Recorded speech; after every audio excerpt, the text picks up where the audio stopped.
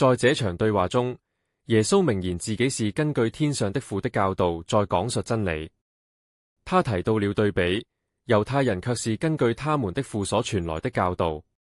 這不僅道出了真理的差異，也預示了他們心中的對立。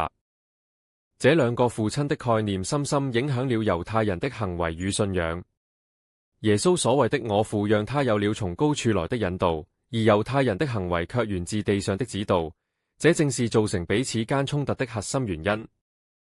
今天的世俗教導與聖經所傳遞的天上教導相比，無疑是天壤之別。如我們只追尋世人的教導，而忽略聖經的真理，將會漸漸偏離真正的信仰。這也是為何許多人在心中產生對耶穌的抵觸。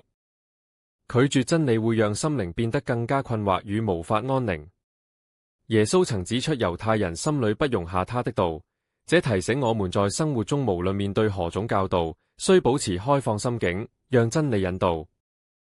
每個人都需要檢視自己的信仰根基，我們是否只是在模仿世俗的聲音，還是真正地依靠從天上來的教導？